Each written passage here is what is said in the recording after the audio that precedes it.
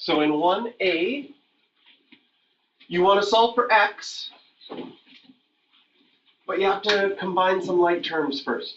So we want to get that sine x by itself. I underline those two green ones, they're like terms. I bring them to the same side. So I subtracted 2 sine x, I bring the 5 to the other side, I get 2 equals 2 sine x, get sine x by itself, and sine x is equal to 1. That's on your pie plate.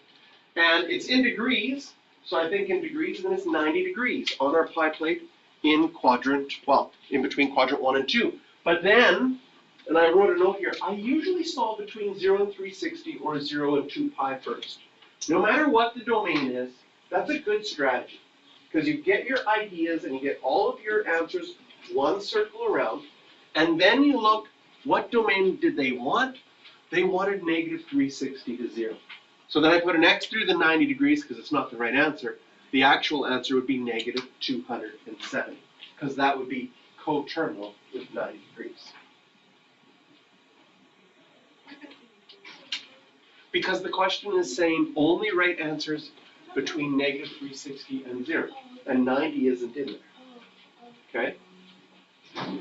Then, when we look at the steps that we learned for general solution yesterday, the general solution yesterday we said, first find all your answers between 0 and 360, or 0 and 2 pi, then add 2k pi if you're in radians, or add 360 degrees times k if you're in degrees.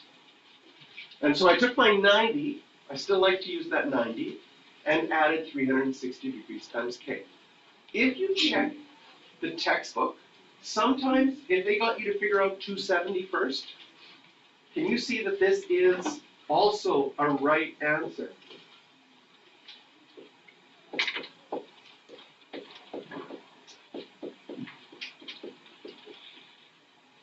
Because what are we doing? We're writing all the coterminal angles with 90. So if we started with a different coterminal angle, it would still be right. If you want to make my life miserable, you could find a very obscure coterminal angle in the 3 billions. And then I would have to check if it's actually right or not. I'd probably just mark it wrong and say, prove it to me. I'm like, I'm not going to waste my time. I'll just kidding. So you could have any coterminal one, right? But usually I like to use the ones between 0 and 360. And you're going to sort of find that that's a good strategy. If I solve between 0 and 360 or 0 and 2 pi first, I can figure out things easily. Okay, question part B. I'm going to show you 2 methods. It is a multi-revolution question. The way that we did multi-revolution questions yesterday is we first solve between 0 and 2 pi, which means we have to rewrite our domain for 3x. If x is between 0 and 2 pi, 3x is 3 times around your circle. Then solve for 3x. When is cos negative 1 at pi? That's the first time around.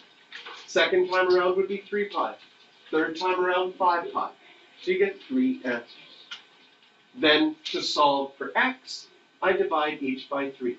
So this is, right, these answers here are solving between 0 and 2 pi. And my general solution, I take all my answers and add 2k pi to each of them, and I have my general solution. Then the question said, what are the answers between negative 2 pi and 0? So I look at my answers between 0 and 2 pi, and I say, well, what's coterminal with 5 pi over 3? Negative pi over 3. What's coterminal with pi? Negative pi. And what's coterminal with pi over 3? Negative 5 pi over 3. So I just find, going backwards, what would be coterminal with all 3 of those.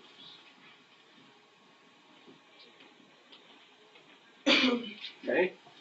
And I wrote method 1 because I'm also going to show you a second method for this one. Yes. Go down like this. Oh, there isn't an equal sign. This one here doesn't have it? Okay, thank you.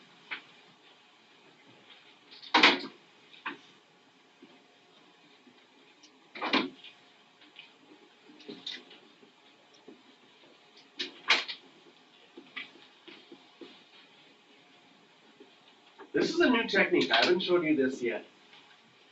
And it's a little bit more elegant, but it isn't as helpful for some other reasons. So you can decide if you like it or not. Method 2 for writing the general solution is instead of first solving between 0 and 2 pi, we just go and write a general solution for 3x. What does that mean? Well, if you were just solving for 3x between 0 and 2 pi, there'd only be one answer. 3x would equal pi. And if you wrote it as a general solution,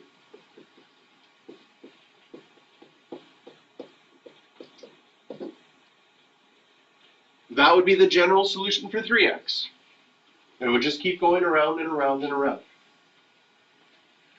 Then if you wanted the general solution for x, now we take our equation and divide everything by 3. So the pi gets divided by 3 and the 2k pi gets divided by 3. Not the KEZ, because that's just describing something. And these two answers right here are identical. But the one on the right-hand side is a little bit more elegant because you have to write less. The one on the left-hand side is sure a lot easier to use when you have to think about part B to this question, which was writing all the roots.